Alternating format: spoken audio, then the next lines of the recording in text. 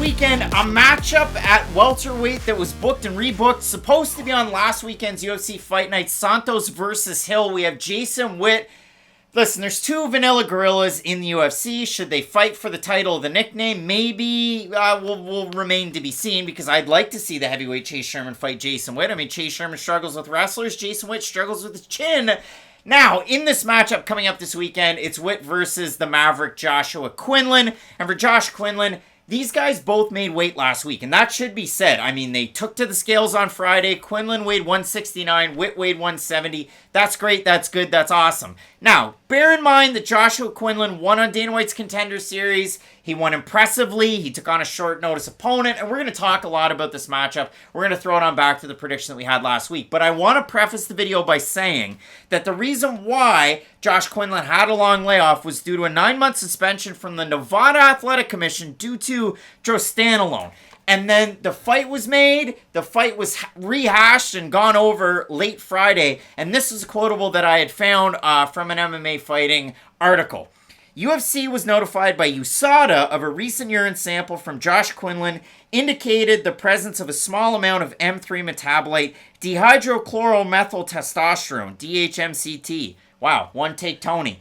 While not a violation under UFC anti-doping program rules, NSAC, the Nevada State Athletic Commission, has ruled that Quinlan is not cleared to fight. As a result, his bout against Jason Witt has been canceled from tonight's event. So they moved it from Vegas a week ago when both guys already made weight. Now they're going to have to make weight a week later in California. With that in mind, we'll throw it on back to the original prediction video, update the odds, and give you some final thoughts, because this is a bit of an odd situation. And in this matchup for Jason Witt, he's on a little bit of one of those Charles Rosa, Random Marcos type of, runs. And you hate to see it, but alternating wins and losses throughout his UFC career, comes in on a day's notice to take on Takashi Sato, and promptly tries to go for a takedown and gets knocked out off of that in under a minute. So it has been a little bit of a wild ride. Obviously, his best career win, the big-time one, it was a fight of the night over Brian Barberena. He also has a win where he absolutely grounded Cole Williams.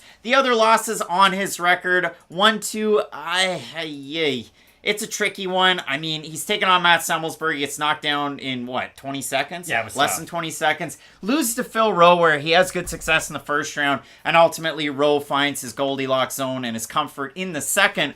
But for Jason Witt, it's kind of been so-so. Now, obviously, he's coached by now championship caliber coach James Krause, a guy who said on the MMA Hour that you're probably not going to see him fight again. He retired today. Congrats to James Krause. Yeah, he is a full-time coach, but he has Brandon Moreno in the stable of stars. Yes, they can hit. So for Jason Witt, a good opportunity coming up against Josh Quinlan, a guy who has looked like a banshee, a man possessed, a great undercard fight that we do have on this one. But he got the win on Dana White's Contender Series against Logan Urban, week 2 of last year. Finished him very, very quickly. For Quinlan, a great level of competition on the way up. Wins over with LFA, Dallas Jennings, Joe Borshig. He gets a win over Pete Keepers, one where, listen, was Pete making his pro debut? Yes.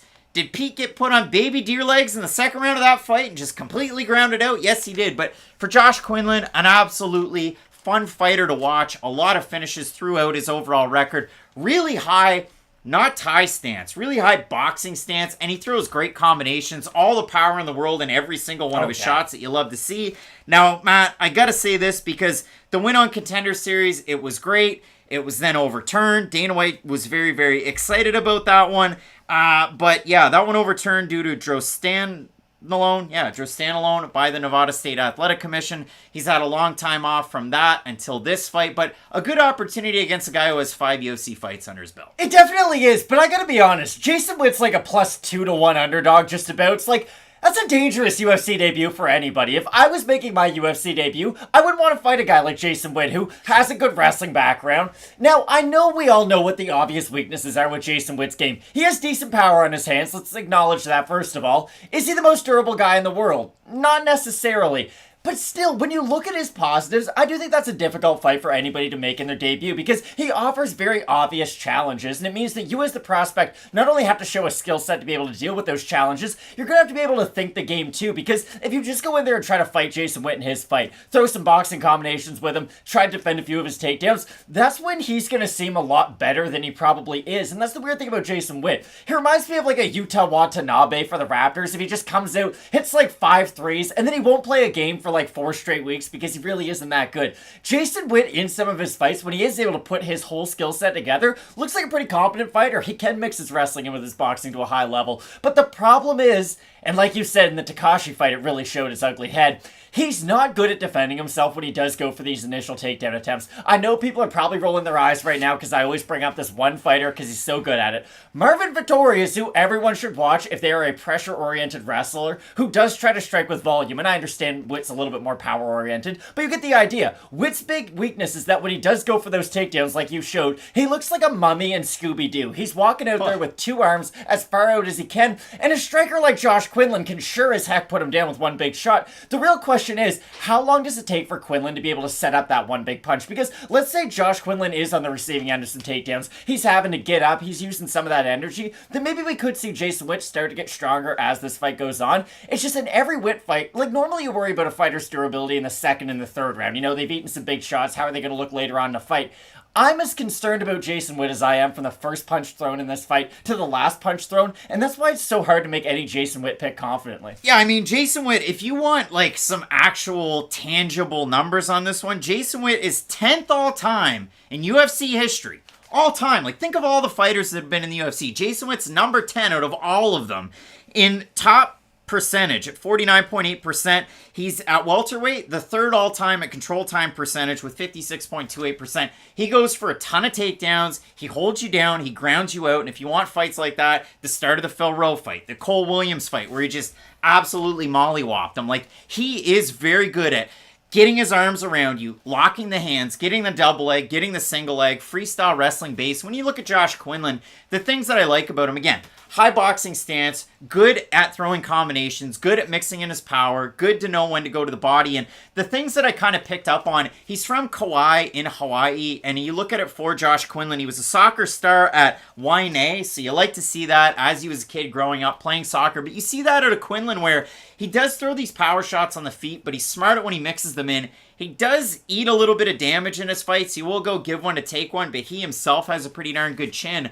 But what I like out of it is, first round, second round, as the fight goes on, he's pretty much the same guy throughout, and I love to see that in his fights. Now, he can get tagged, and he does tend to drop his hands a little bit, but I like the fact that he can throw a little bit of a different look from that southpaw stance, and he is a really fun prospect to watch. Now, I look at some guys when they're 6-0, 5-0, like coming in this week, and now you're probably watching this, it's going to be after Dana White's Contender Series, but we have a couple of 5-0 fighters taking each other on, and I look at them as maybe they're not ready for the UFC. I look at Josh Quinlan as a guy that's probably ready for the UFC. He probably is, but again, Jason Witt's going to be a big test for him in his debut because Witt has some very obvious strengths and very obvious weaknesses. What I hope for this fight is that we don't see a Josh Quinlan win in the first 30 seconds, if I'm being honest. Yeah. Like, I am going to predict him to win this fight. I'll get that out of the way right now, but still, I want to see this fight go into the second round, the third round. See him laying a few shots on Jason Witt, maybe get taken down a couple times, really test his gas tank and test some of his wrestling, just to see where he does fall into the whole division and where his ceiling potentially could be. Because a win over Jason Witt, it might not set you up for the biggest fights in the future, but you're not going to be fighting other fighters coming off Contender Series or anything like that if you're Quinlan. So let's say he knocks out Jason Witt in the first round. A name that you had brought up earlier on in the show was a Nico Price. Like, Nico Price hasn't looked great for a while, if we're being honest. He has a big name because we all love him for the crazy fights. Like, I think a type of fight like that is someone Josh Quinlan could go in there with and have a really fun fight with. To me, I'd like to see the rematch of, or at least the rebooking of what was supposed to take place on Dana White's Contender Series last year. Because as I had mentioned, Josh Quinlan was supposed to take on somebody. That somebody was Darian Weeks. Weeks out, Logan Urban in. He knocks out Urban in 48 seconds. And off of that episode, Chad Helliger gets signed. CJ Vergara gets signed. Simon Oliveira gets signed.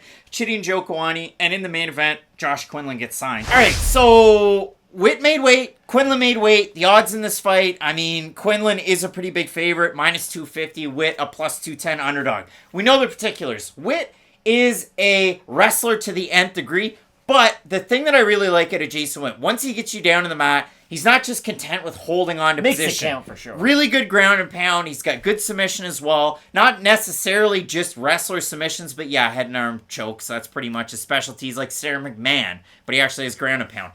But I do like this matchup. It just, now it scares me due to the fact that they both have to cut weight. You saw Quinlan, the team, James Krause, they were walking back into the airport on the Instagram stories, and James Krause seemed pretty pissed off because he's championship level coach James Krause now, and he's got a lot of fighters that are on this card or have trained with him in Vegas the last couple of weeks getting ready for Contender Series and for UFC fights.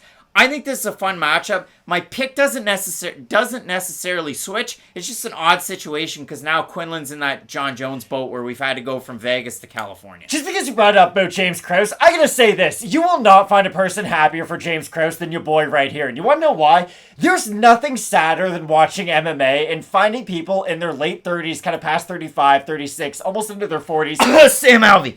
Diego Sanchez is who I was going to say. Not have another avenue after MMA. We see this a lot in boxing and combat sports in general. You are so tied to this one thing. Like, Danny Garcia, I said this before last week. He is my favorite boxer and it's not even close. Do you know what Danny Garcia said after he won? He's like, all I think of myself as is a boxer. That's all I can attach who I am with. That's a really sad thing to hear, honestly. Like, Danny Garcia is one of the best in the world at what he does. He's just not as good as Earl Spence or Terrence Crawford. Who cares? You're still better than everybody else. So it does really suck to see people not retire and stay in the sport for too long. So I'm really happy to see James Krause finding something he can do outside of taking unnecessary punishment to the head, because I think that's very important for a lot of these athletes in the later stage of their career. When it comes to this fight, though... Now, when it comes to this fight, we talked about this a little bit before we started recording. I'm a little bit worried about Jason Witt cutting weight back-to-back so fast. I remember this was a big conversation before Tony Ferguson fought Justin Gaethje. That fight had got moved a week. Remember, they were going to try to make it on, like, different athletic commissions, try to make Tony Ferguson fight Khabib. But we ended up getting Tony Ferguson versus Justin Gaethje. And going into that fight... Or you could say it's more like Hasim Rahman Jr., where, hey, I'm just going to do it, and I'm going to cut the weight, and I'm oh, guys, it's a spectacle. It's fun. Hasim doesn't have a fight in 7 days, though. These guys did after they just cut weight, so not necessarily. The problem is, though, what do we know about fighters when they have bad weight cuts? Their cardio suffers, and normally their chin and durability suffers too. Yeah, but this is all speculation, man. Not at all. We know this for a fact, but people cut weight, you're just speculating that Jason Witt's now all of a sudden going to have this bad weight cut. No, he just cut weight 7 days ago. I don't think either one of these athletes are going to have positive weight cuts. You let me finish my point. Problem is, the big conversation we had about Jason Witt is that he's going to have great cardio going into this fight if he wants to win, and he's going to have to eat a big shot if he wants to win this fight. Those two factors have now been chipped away at a little bit, at least in my mind, because of the previous weight cut. And I will openly say, Josh Quinlan might not have as good of a chin because of his weight cut. He might not have as good of cardio because of his weight cut. But the thing is, I still really like his striking, and I still worry about sort of the brittle factor of Jason Witt. If I don't love your chin at 100%, I'm not sure how your chin's going to look after cutting weight only 7 days previously. And on the flip side to that, I don't love Josh Quinlan's takedown defense, and vice versa for Jason Witt. Now here's a great opportunity. You can just work those takedowns. And I bet Jason Witt's going to come into this fight now, if he wasn't already upset about the whole Nevada State Athletic Commission thing, the fact that now it's not your fault that this fight's moved, not that Josh Quinlan wanted it to be moved, but Jason Witt's going to have a little bit of an added motivation factor. We have a look at the Tapology vote. Surprise to us there, to you. Quinlan was a big favorite the last time. Jason Witt now where we're at. I'm going to say over under 85% Quinlan, and there's going to be a limited sample size of votes. I would say under, but just slightly. And just slightly over. 376 total votes, 87% Quinlan, 89% by knockout. For the 13% that have Witt, 65% by decision. I think Quinlan wins this fight. The pick is the same. I think he's going to be able to get the job done. Obviously with Witt, the losses, lots of knockout losses. It's a scary thing for Witt. It's just like Charlie Ontiveros is on this card as well, so look out for that video because that could be a barn burner of a fight. I like Quinlan in this matchup. I'd stay away from it personally just due to the fact that both guys cutting weight, traveling states to state in a week's notice, but yeah, I'm going with Quinlan. Someone out there can definitely make a compelling argument for why Jason Witt can win this fight. Like you said, Quinlan struggles with the wrestling defense. We all know how good of a wrestler Jason Witt is. But again, I keep on going back to the fact that both these guys just cut weight 7 days ago, I should say, or not even, because we're filming these earlier in the week. But still, Jason Witt has to have really good cardio to beat Josh Quinlan. It is unquestionable. He has to outwork him. He has to outpace him. He has to put enough volume on him, and I mean more of his takedowns than his striking, just to really sat that gas tank of Josh Quinlan. And again, Quinlan's gas tank might be affected by his previous weight cut, but the fact that Jason Witt is 35, approaching 36, we all know how his chin is a bit of a question mark. I do still like Josh Quinlan, but I agree with everything you said. I would stay away from this fight betting-wise because there are so many question marks, especially coming off a weight cut only a week ago. Both of us going with the Maverick, Josh Quinlan, to bring the win back to Vanderlei Silva's Las Vegas gym, but you never thought you'd hear that in 2022. Big time fight coming up. We have 3 fights that have been moved or rebooked. We have a big time main event, Marlon Vera taking on a man in his backyard, Dominic Cruz, fighting a Pachenga. Should be a great one. You're going to want to keep it locked in with Fight Night Picks, and as we always say, let's get into it.